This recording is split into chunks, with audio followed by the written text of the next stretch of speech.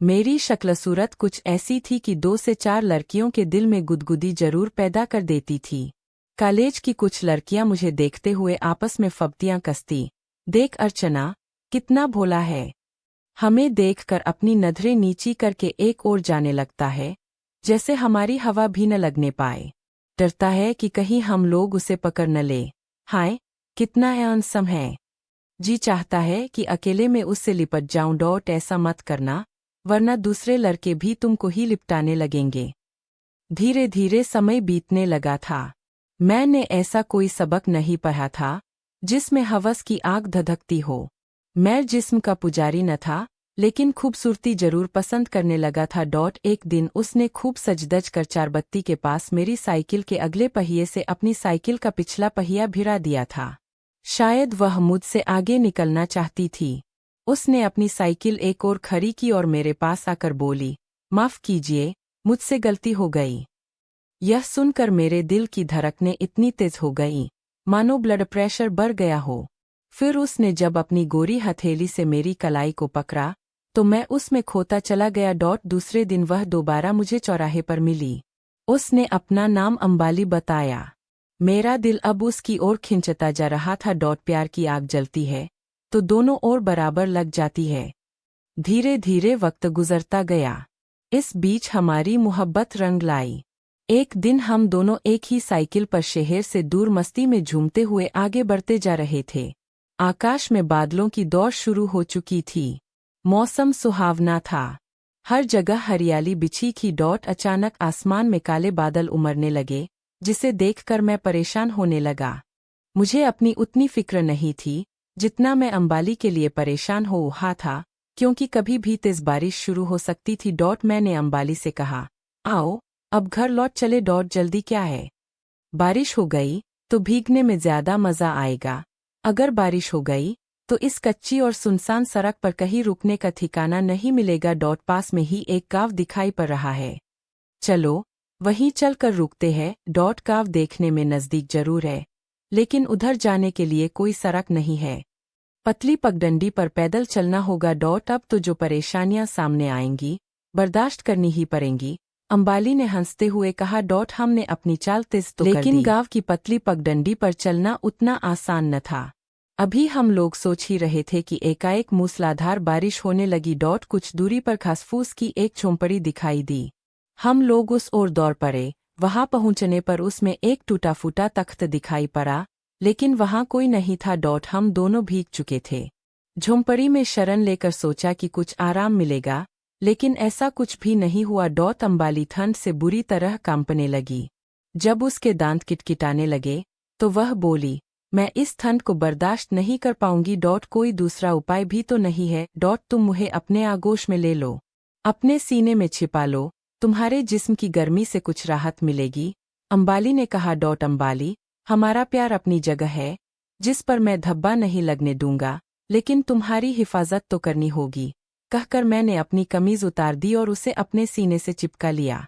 जब अंबाली मेरी मजबूत बाहों और चौड़े सीने में जकड़ गई, तो उसके होंठ जैसे मेरे होठों से मिलने के लिए बेताब होने लगे थे। मैंने उसके पीछे अपनी दोनों हथेलियों को एक दूसरे पर रगड़ कर गर्म किया और उसकी पीठ सहलाने लगा, ताकि उसका पूरा बदन गर्मी महसूस करे। तब मुझे ऐसा लगा जैसे गुलाब की कोमल पंखुड़ियों पर ओस गिरी हो। मेरी उंगलियां फिसलने लगी थी। आधे घंटे के बाद बारिश कम होने लगी थी। अंबाली मेरी बाहों में पूरी तरह नींद के आगोश में जा चुकी थी। मैंने उसे जगाना ठीक नहीं समझा। 1 घंटे बाद मैंने उसे जगाया। तब तक बारिश बंद हो चुकी थी। अंबाली ने अलग होकर अपने कुर्ते की चेन चढ़ाई और मुस्कराते हुए पूछा, तुमने मेरे साथ कोई शैतानी तो नहीं की? मैं हंसा और बोला, हाँ, मैंने तुम्हारे होठों पर पड़ी बारिश की बूंदों को चूम कर सुखा दिया था। धत्त थोड़ा रुक कर वह कहने लगी, तुम्हारा सहारा पाकर मुझे नई जिंदगी मिली। ऐसा मन हो रहा था कि जिंदगी भर इसी तरह तुम्हारे सीने से लगी रहूं। हमारा प्यार अभी बड़ी नाजुक हालत में है। अगर हमारे प्यार की जरा सी भी भनक किसी के कान में पड़ गई, तो हमारी मोहब्बत खतरे में तो पड़ ही जाएगी और हमारी जिंदगी भी दूभर हो जाएगी। मैंने कहा। जानते हो, मैं तुम्हारे आगोश में सुध बुध भूल कर सपनों की दुनिया में पहुंच गई थी। मेरी शादी धूमधाम से तुम्हारे साथ हुई और विदाई के बाद मैं तुम्हारे घर पहुंची। वहाँ भी खूब सजावट थी। रात हुई। मुझे फूलों से सजे हुए कमरे में पलंग पर बैठा दिया गया। तुम अंदर आए, दरवाज़ा बंद किया और मेरे पास बैठे। हम दोनों ने वह पूरी रात बातें करते हुए और प्यार करने में गुजार दी। इतना कहकर वह खामोश हो गई। फिर क्या हुआ?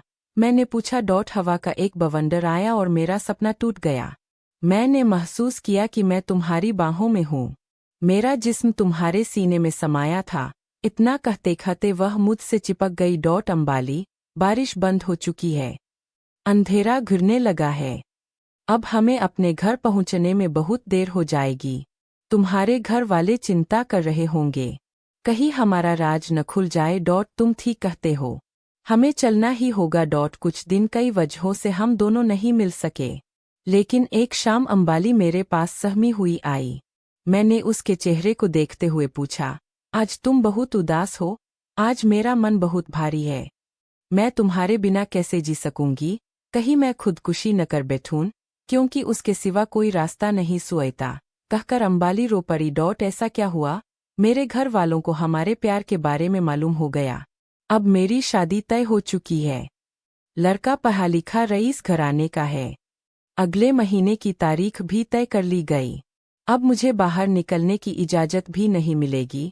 अंबाली रोते हुए बोली। तुम्हारे घर वाले जो कर रहे हैं, वह तुम्हारे भविष्य के लिए ठीक होगा। मेरा तुम्हारा कोई मुकाबला नहीं। उनके अरमानों पर जुल्म मत करना। हमारा प्यार आज तक पवित्र है, जिसमें कोई दाग नहीं लगा। समझ लो कि हम दोनों ने कोई सपना देखा था। यह कैसे होगा? अपने आप को एडजस्ट करना ही पड़ेगा। मेरे लिए कई रिश्ते आए, पर मैंने किसी को पसंद नहीं किया। उसके बाद मैं तुम्हें अपना दिल दे बैठी। अब तुम मुझे भूल जाने के लिए कहते हो। मैं तुम्हें बेहद प्यार करती हूँ। मेरा प्यार मत छीनो। मैं तुम्हें भुला नहीं पाऊंगी। क्या तुम मुझे तड़पते देखते रहोगे? मैं तुम्हें हर कीमत पर हासिल करना चाहूंगी। कुछ दिन हम लोग अपना दुखी मन लेकर समय बिताते रहे। किसी काम को करने की इच्छा नहीं होती थी। अंबाली की माँ से उसकी हालत देखी नहीं गई। वह एकलौती लाडली थी। उन्होंने अपने पति को बहुत समझाया। अंबाली के पिता ने एक दिन हमारे यहाँ संदेशा भेजा, आप लोग किसी दूसरे किराए के मकान में दूर चले जाइए, ताकि दोनों लड़के लड़की का भविष्य खराब न हो। हमें दूसरे मकान में शिफ्ट होना पड़ा। 3 महीने तक हम एक दूसरे से नहीं मिले। चौथे महीने अंबाली के पिता मेरे पिता से मिलने आए और साथ में मिठाई भी लाए थे। बाद में उन्होंने कहा, रिश्ता वही होगा जहां अंबाली चाहेगी, इसलिए 2 साल में उसकी पढ़ाई पूरी हो जाने पर विचार होगा। आप लोग दूर चले आए।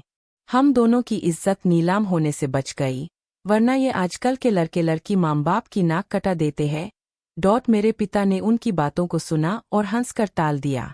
1 साल बीत जाने पर मेरा चुनाव एक सरकारी पद पर हो गया और मेरी बहाली दूसरे शहर में हो गई। मेरी शादी के कई रिश्ते आने लगे और मैं बहाने बनाकर टालता रहा। आखिर में मेरे पिता ने यूं हिलाकर कहा, अब हम लोग खुद लड़की देखेंगे, क्योंकि तुम्हें कोई लड़की पसंद नहीं आती। अगर तुमने हमारी पसंद को ठुकरा दिया तो हम लोग तुम्हें अकेला छोड़कर चले जाएंगे। मुझे उनके सामने झुकना पड़ा और कहा, आप लोग जैसा ठीक समझे वैसा करें, मुझे कोई एतराज नहीं होगा। शादी की जोर शोर से तैयारियां होने लगीं, लेकिन मुझे कोई दिलचस्पी न थी। बारात धूमधाम से एक बड़े होटल में घुसी, जहां बताया गया कि लड़की के पिता बीमार होने के चलते द्वारचार पर नहीं पहुंच सके। उनके भाई बारात का स्वागत करेंगे। लड़की को लाल घाघरा चोली में सजाकर स्टेज तक लाया गया, पर उसके चेहरे से आंचल नहीं हटाया गया था। लड़की ने मेरे गले में जयमाल डाली और मैंने उसके गले में। तब लोग शोर करने लगे, अब तो लड़की का घूंघट खोल दिया जाए ताकि लोग उसकी खूबसूरती देख सकें। लड़की का घूंघट हटाया गया, जिसे देखकर मैं हैरान रह गया। उसकी आंखों से आंसू बह रहे थे, मानो उसे जबरदस्ती बांधा गया था। मैंने एक उंगली से उसकी खुड्डी को ऊपर किया। उसकी नजरें मुझसे टकराईं तो वह बेहोश होते होते बची। सुहागरात में अंबाली ने मेरे आगोश में समाकर अपनी खुशी का इजहार किया। उसका प्यार जिंदा रह गया। मैंने उसके गुलाबी गाल पर अपने होंठ रखकर प्यार से कहा, अंबाली, तुम्हारे गालों पर अभी तक बारिश की बूंदें मोतियों जैसी चमक रही है। थोड़ा मुझे अपने होठों से चूम लेने दो। यह सुनकर अंबाली खिलखिलाकर हंस पड़ी, जैसे वह कली से फूल बन गई हो।